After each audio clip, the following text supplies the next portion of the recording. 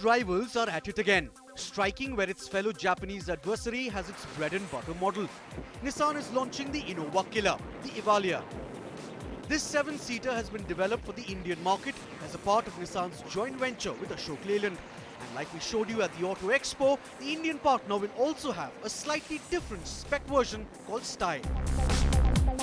We are driving the new Evalia from Bangalore to Nandi Hills, so through some crazy traffic and onto a rather scenic drive. Nissan is calling this an urban class utility vehicle targeted at both large families and taxi fleet owners as well. Yes, you can say it, just like the Innova. And of course the Mahindra Xylo and the newly launched, yet more compact Maruti Suzuki Ertiga at the lower end. Well, the Nissan Evalia comes in 4 variants, with the top end boasting of features like electronically controllable mirrors, ABS, dual airbags, as well as reverse parking cameras. Now we're driving the top end here all the way to Nandi Hills. But here's something that will interest all of you, is that the Nissan Evalia operates as a taxi called the NV200s in many of the geographies that Nissan operates out of, essentially in Tokyo as well as New York, and has recently also been selected as the famous London black taxi cab. So it's a popular platform for Nissan, alright. In India, the Evalia powers its way in with an efficient K9K diesel engine that is also used in the diesel Micra and Sunny, and yes, finds its roots in the Renault. So it's kind of the same engine as the Duster, but the lower spec 83 bhp version. The engine is a little noisy for our liking, even with the windows rolled up. Acceleration is fairly smooth, especially on the highway. And what was heartening was to see that even when we entered the hilly area, the gear shifts were fairly smooth. Despite surprisingly small 14-inch wheels, the Evalia feels sturdy even at high speeds. It also brakes well and takes turns quite smoothly. The front-wheel drive with the Evalia makes steering easy, especially as we climb higher and higher round the hairpin bends at Nandi Hills. Importantly, the turning radius that Nissan has proudly talked about with the Evalia of 5.2 meters is fairly effective. That will get you ahead in city traffic as well as on sharp turns like the one just ahead. It is a monocoque structure which makes handling more car-like. It's also lighter construction than conventional vans, meaning the promise of pretty good fuel efficiency. Nissan claims that to be 19.3 kilometers per litre, way higher than the competition. The Evalia is really not a bad-looking car compared to the Xylo or the Innova, but clearly won't set your pulse racing in the looks department. But this segment of users essentially don't mind the boxy kind of styling to the car as long as the overall package is fine. Take a look at the front side. The grilling is fairly smooth and nice. Headlamps coming in well into the fender. Also the bold lines across it give it a lot more character.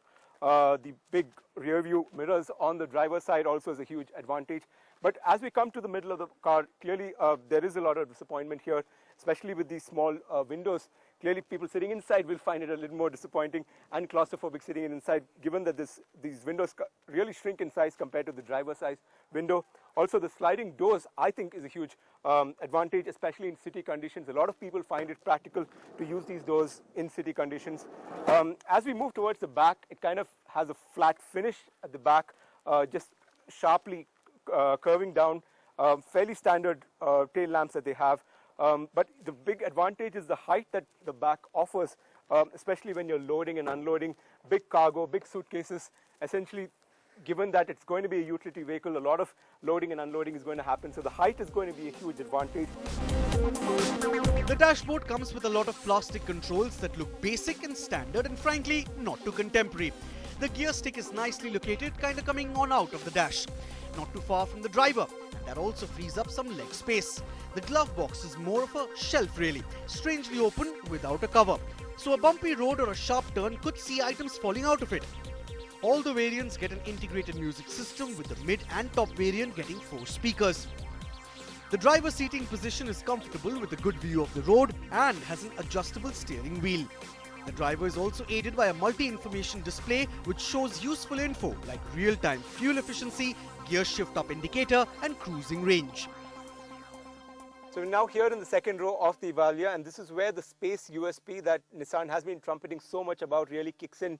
Fairly decent legroom here at the back seat, also more than sufficient headroom here. Also the under-thigh support, importantly, very, very good. Clearly on the long drives this will be very helpful. But here's the downside. Passengers in the second row will feel claustrophobic for sure, given these are not windows, they're really vents which don't open up too much. So essentially this is targeting at a segment of users mostly with the air conditioning on, given that these small windows really don't add to any appeal and will make the passengers in the second row as well as in the third row feel more claustrophobic. Let's just go find out how it is in the third row and how the ventilation overall is sitting in the third row itself. So we're now sitting in the third row of the Evalia, and clearly the leg room here has shrunk quite considerably compared to the second row. My legs just about fit in here, and something that the passengers in the third row clearly won't like. But the ride itself has been fairly smooth. We were sitting on the third row, coming up all the way to Nandi Hills, fairly smooth, not less bumpy, even sitting in the third row itself. Passengers also will like the vents that are positioned here on the right side of the third row, also adjustable, small utilities, plastic cup holder, which will add to the overall value of the car itself for passengers sitting in the third row at least. But these vents are essentially located only on the right-hand side, so the passenger sitting on the left side will have reason to complain. But no such problems to space when you fold the seats, and then the Evalia really scores. The flexible folding options of the seats are a huge plus, and even with all seats in place, there is still some luggage space. Now Nissan is keeping the pricing of the Evalia under wraps, but expectations are that this will be priced between 8 and 10 lakh rupees. Despite the issues like the small rear windows and a cramped third row, overall the Evalia looks like a fairly good buy for this segment's users. Good handling, lightweight and efficient. And let's not forget the novelty factor of something new. That's what the Evalia has got going for itself. Now let's just hope Nissan gets the pricing spot on too. India's #1 news app just got even better. Download NDTV's new app. Fully optimized for retina display. Full screen view. Faster response time. And Sudoku. NDTV's new iPad app. Download now.